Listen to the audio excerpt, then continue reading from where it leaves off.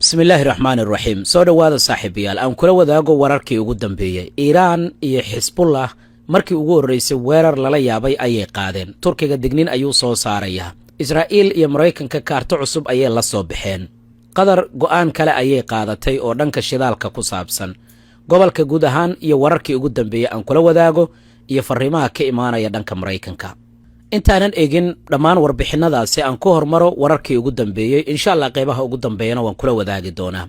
hadda waxa soo kordhay Hezbollah inay shaaciyeen inay bartilmaameedsadeen laba saldhig oo ay lahaayeen ciidamada badda iyo ciidanka cirka ee Israa'iil kadib markii weerar ay ka geysteen magaalada Haifa iyo deegaanka kale ee Ramat David lagu magacaabo waxay sheegeen inay u adeegsadeen weerarkaasi diyaarada daroonaysa maanta xisbiga waxaa la sheegay in duqeymihii ugu cuslaa ay adeegsadeen seeriga digniinta ayaa isqabsanaya qaybo badan oo ka mid ah magaalada Qudus ilaa magaalada Tel Aviv waxaana lagu waramayaa in muuqaalo la soo bandhigay ay muujinayaan qasaaraha xooggan ee gaaray Israa'iiliyiinta sidaasi oo kale Israa'iil ayaa gantaalo waxay ku garaacday dhinaca koonfureed ee dalka Lubnaan magaalada Tehran iyo magaalooyin kalena waxa la diiwaan gelinayaa duqeymihii ugu cuslaa aan u soo laabano dawladaha qaliijka waxaad moodaa markaan inay Ciraaq farta ku fiiqayaan Kuwait wasaaraddeeda arrimaha dibadda ayaa shaaca ka qaaday inay u yeertay safiirka dawladda Ciraaq u fadhiya dalkaasi Kuwait ama u qaabilsanaha Ciraaq waxaana la sheegay in wax laga weydiiyay weeraro ay aaminsan yihiin inay dhanka Ciraaq kaga imaanayaan oo inta badan waxay yiraahdeen weerarkan toos Iran noogama imaanayo kooxaha Ciraaq ku sugan ee ay Iran taageerto ayuu ka imaanaya sidaas si lamid ah waxa aaminsan dawladda Sacuudiga waa tii dhawaan ay sheegtay inay heleen macluumaadka ku saabsan dhanka iyo Ciraaq inuu weerarka ka imaanayo hadda marka dawladihii qaliijka dhanka Ciraaq ay farta ku fiiqayaan waxaana ay leeyihiin halkaas ayuu weerarkay nooga imaanaya sidaa oo kale Imaaraadka Carabta ayaa weerar xooggan la kulmaya saacadihii la soo dhaafay xarumaha shidaalka dekadaha hoteelada caalamiga ah iyo goobo kale ayaa la bartilmaameedsaday markii ugu horeysana dawladda Iran waxa ay bartilmaameedsatay in ka badan 12 saldhig oo ku yaala 7 dawladood oo gobolka ah taas oo la sheegay in su'aal la iska weydiinayo sida xaaladahan ay ku dhaceen awoodda dawladda Iran ee isticmaalaysana su'aal ayaa la geliyay marka la eego saacadihii la soo dhaafay gantaalada iyo diyaaradaha drone ee Iran ay ku weerartay Sacuudiga iyo dalalka qaliijka iyo in heerka saddexaad ee dignin la geeliyay qaar ka mid ah dawladaha qaliijka oo Mareykanka muwaadiniintu soo yir halka looma safri karayo waxa la isweydiinayaa ma waxa been abuur noqonaya hadalkii ka soo yaray Mareykanka gaar ahaan madaxweyne Trump iyo warbaahinta dawladda Mareykanka oo ah in hoos loo dhigay awoodii gantaalada ee dawladda Iran oo shalay warbaahinta dawladda Mareykanka waxay si weyn u baahinaysay in Mareykanka uu isticmaalay tiknoolajiyad sirdoon isla markaana la burburiyo xarumo badan oo gantaalada dawladda Iran ay ka soo ridi jirtay haddii taa la raaco marka ma waxay ka dhigan tahay waa been macluumaadkaasi marka la eego awoodda sii kordhaysa ee dawladda Iran iyo gantaalada ay ku beegsatay xitaa dalal gaashaanbuurta NATO ka tirsan sidaan arki doono Marwa Fertility Center waxaad ka helaysaa daweynta xanuunada keena dhalmala'aanta ragga iyo dumarka ku dooro baaritaan la hubo daweyn iyo beerista ubadka IVF oo la xiriir telefoonka shaashada kaaga muuqdo mahadsanid wargelin muhiim ah ma doonaysaa inaad ka cumrayso waalidka oo geeriyooday ama xanuunsanaya ama aanan awoodin inuu soo cumraysto shirkadda Al-Huda ayaa ku qabanaysa dhammaan adeegyadaasi iyadoo cadeymo lagula wadaagayo sidoo kale shirkaddu waxay qabataa cumraysiinta qofka doonaya in la cumraysiiyo haddaba haddii aadan awoodin oo aad ka fogtahay Sacuudiga ama aadan gaari karin la xiriir shirkadda Al-Huda si adeegaasi ay kugu qabato adigoo wacaya telefoonada shaashada kaaga muuqdo mahadsanid Israa'iil waxay dhinaca kala qirtay in weli Iran ay awood ay leedahay oo gantaale ay ku soo ridi karto tanina waa dharbaaxo weyn oo ku dhacaysa warbaahinta Mareykanka oo saacadii ugu dambeeyay daabacaysay in awoodii gantaalada ee dawladda Iran hoos loo dhigay muddo 48 saac gudaheeda Mareykanka waxa lagu waramayaa inuu isticmaalay in ka badan 500 oo gantaal tanina waxay ka dhigan tahay isticmaal xad dhaaf ah oo Mareykanka uu sameeyo si loo difaaco Israa'iil iyo dalalka kale ee gobolka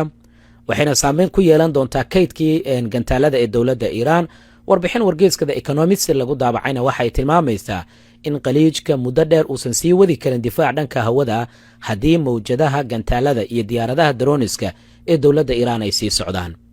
markii ugu horeysay marka haddii aan dhinac kale kula wadaago Iran iyo Hezbollah oo wada jira ayaa 3 weerar oo culus oo muuqaalada la soo bandhigay ee muujinayaan burbur xooggan waxay ka geysteen gudaha Israa'iil ururka Hezbollah oo ka dagaalama gudaha dalka Iran iyo ciidanka ilaalada kacaanka ee dawladda Iran ayaa si wada jira howlgaladan u fuliyay saacadihii la soo dhaafay waxaana gantaale ay ku dhifteen bartamaha dhulka Israa'iil ay maamusho iyo sidoo kale magaalada Haifa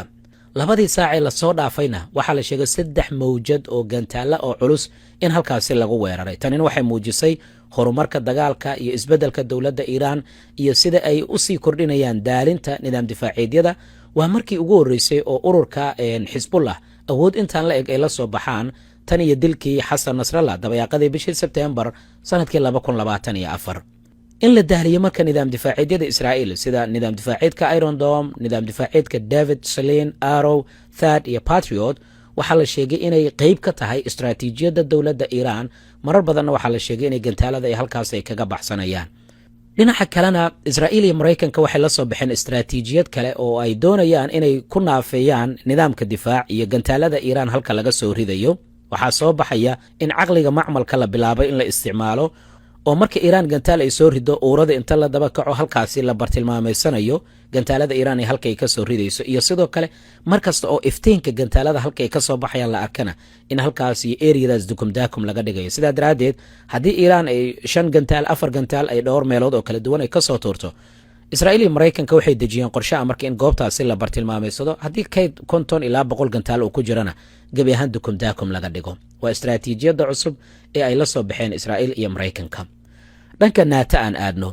markii ugu horreysay Iiraan wadamo gaashaanbuurta NATO ka tirsan ayay gantaalla ku weerartay Turkiga iyo Gariiga. Turkiga maanta gobolka Hatay ayaa la soo diiwaan geliyay in gantaalle ay ku dhaceen weliba goob bannaan, inkastoo haraadigii gantaalada xitaa la arkay, laakiin Turkiga digniin rasmi ayuu soo saaray. dhanka Gariigana dhaqdhaqaaq ayaa la sameeyay oo diyaarado badan ayaa loo diray dhanka Qubrus iyo deegaano kale. nidaam difaaciyeedkana heegan ayaa la geliyey. halkaas waxaa laga oranayaa joogitaanka Mareykanka iyo sidoo kale Ingiriiska. Turkigana sidaas oo kale Mareykanka saldhig weyn ayuu ku leeyahay. Turkiga maanta marka digniin ayay soo saareen, waxaana ay Iiraan kaga digeen inay ka fogaato tallaabo kasta oo keeni karta dagaalka inuu ballaarto. oo waxay yiraahdeen nidaam difaaciyeedka gaashaanbuurta NATO ayaa soo riday gantaalkiina sheekada NATO ay gaari doontaa, xaaladdan way isbedelaysaa.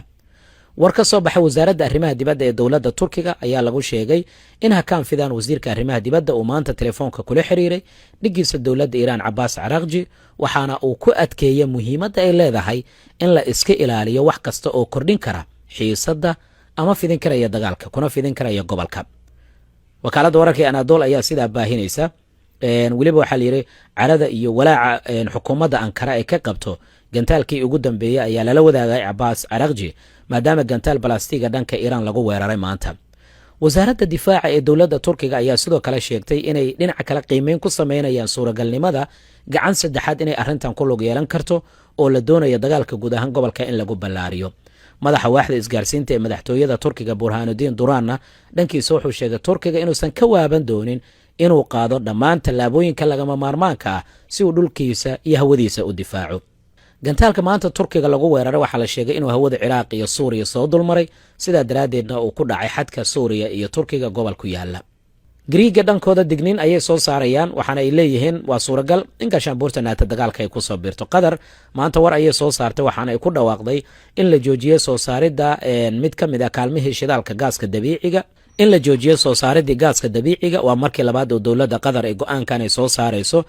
mid ka mid ah shirkadaha dowladda Qatar oo Qatar Energy la yiraahdo ayaana ku dhawaaqday ogeysiiskaas oo lala wadaagay macaamiishii ka iibsan jirtay gaaska. dhinaca kalena wasiirka gaashaandhigga ee dowladda Mareykanka ayaa shaaca ka qaaday inay ciidan badan gobolka u soo diri doonaan oo ay guuleysanayaan. sidoo kalena wuxuu yiri nidaam difaaciyeedii iyo awoodda Iiraan waan dhinnay. Xisbullah iyo Iiraanna wuxuu sheegay in la bartilmaameysan doono xarumo badan oo ay leeyihiin la duqeynayo. waxaa sidoo kale uu sheegay in gobolka bariga dhexe iyaga ay ku gacan sareeyaan, isla markaana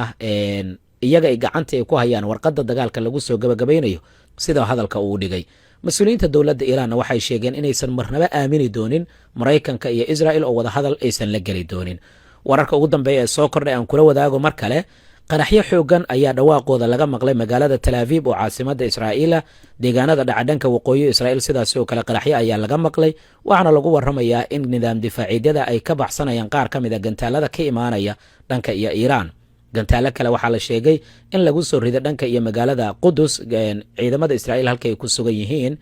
iyadoo saacadihii la soo dhaafay Xisbullah ay laba jibaareen duqeymo ay ka fulinayaan gudaha Israa'iil. xaaladdu way adag tahay, mar walba waxyaabaha soo kordhay si aad ula socotid ka mid noqo saaxiibadeenna waad mahadsan tahay.